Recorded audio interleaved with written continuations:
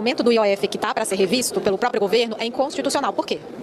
O governo está usando um imposto regulatório como se arrecadatório fosse, né? O governo ele pregou uma peça no país quando apresentou um orçamento de ficção, onde ele superestimou receitas, no caso do CARF, já é o segundo ano, quer dizer, ele não pode dizer que foi surpreendido, ano passado também cometeu esse mesmo deslize, para a gente ser mais sutil, esse ano mais de 20 bilhões de reais do CARF.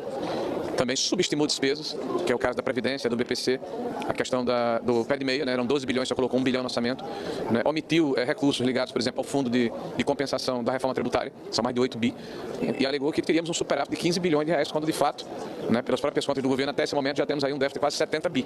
Bom, um governo que não consegue fazer a operação matemática simples de aritmética, não dá para confiar, né? E o pior é que não é a primeira vez. Mas o Haddad, ele já disse publicamente que entende muito pouco da economia, né? Mas o pior é que ele é o ministro da Fazenda do Brasil. Então nós soltamos uma nota para dizer o óbvio, né?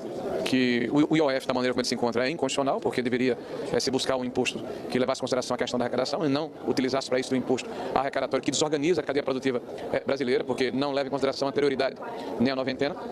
O governo tem outras formas de equacionar o próximo problema fiscal, né? Por exemplo, uma reforma administrativa que ataque a questão dos supersalários, que defina de fato quais são as carreiras de Estado, né? A necessidade de retirarmos uma parte dos subsídios que foram colocados ao longo do tempo e estão pendurados no orçamento da União. Você está falando de quase 800 bilhões de reais e o governo alega que precisa de 50 bilhões de reais, então veja que está faltando vontade política, né? O fato de que o governo criou uma armadilha para si mesmo, quando determinou, através das mudanças feitas no arcabouço, de que as receitas que vão definir, né, a atualização de recursos do piso da saúde e da educação, e as receitas têm crescido acima da inflação, né, porque o governo tem buscado, numa ação arrecadatória, receitas não recorrentes, né, feito o seu Frankenstein, o seu puxadinho.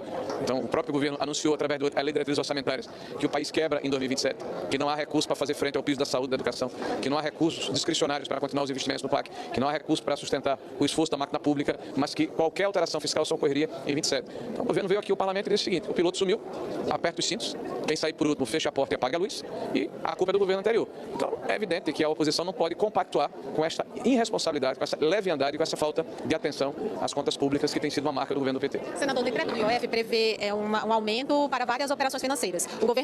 O ministro Haddad sinalizou recuar em alguns pontos. A oposição vai defender a derrubada do decreto como um todo ou pode aceitar as propostas do ministro Haddad, mantendo, por exemplo, o IOF sobre compras internacionais e sobre empréstimos bancários? Olha, nós entramos aqui com um projeto, um decreto legislativo, onde pedimos a derrubada integral dessa estrovenga que o governo apresenta, que é o IOF, né, que é a majoração das alíquotas do IOF. O governo, de fato, ele acena para quem vai investir no Brasil que não é um bom negócio chegar aqui no país e colocar o seu recurso. O CAPEX de um projeto de médio e longo prazo, né, quando é idealizado dentro de um plano de investimentos, ele tem um prazo de maturação e, a partir daí, se tudo der certo, um prazo de retorno.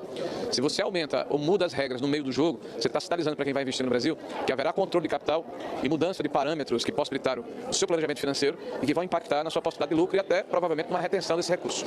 Na hora que o governo aumenta o custo das transações internacionais, isso é repassado diretamente para o bolso do cidadão que está nos assistindo agora. Porque praticamente toda a nossa indústria, toda a nossa área de serviços recebe insumos ou acréscimos de serviços vindos do exterior. E isso vai ser acrescido no custo e, por sua vez, repassado para o preço. Além do que, o aumento do IOF, como foi colocado no início, ele destrói também ou arrefece a possibilidade de termos aqui uma indústria ligada, uma indústria financeira ligada à questão, né, dos fundos previdenciários. Então é um completo desastre, descalabro de quem não entende que quando se mexe numa peça, no caso da economia, você mexe no xadrez inteiro. Então, se o governo estiver disposto a fazer cortes dentro do orçamento, inclusive do tal do PAC, né, que é uma cortina de fumaça que pela terceira vez o Lula oferece ao Brasil, que é um prato requentado e azedo, né? Os dois primeiros PACs tiveram como resultado milhares de obras paralisadas, uma malversação de recursos públicos, corrupção generalizada, falta de planejamento, mas o PT oferece mais do mesmo com o terceiro PAC. Então, corta recurso do PAC, faz a reforma administrativa, começa a se fazer uma avaliação das políticas públicas para se diminuir de forma organizada os subsídios ao longo dos próximos 2 anos, né? Resolve essa questão da indexação do piso da saúde e da educação, que é uma espécie de armadilha que retroalimenta a dificuldade discricionária de orçamento por parte do governo. Começa a falar a verdade à população brasileira, tá? Tenha mais respeito pela questão fiscal, porque a consequência vai ser a diminuição dos juros, o controle da inflação, a melhoria do ambiente econômico e a atração de investimentos que geram emprego e renda no país. É simples assim.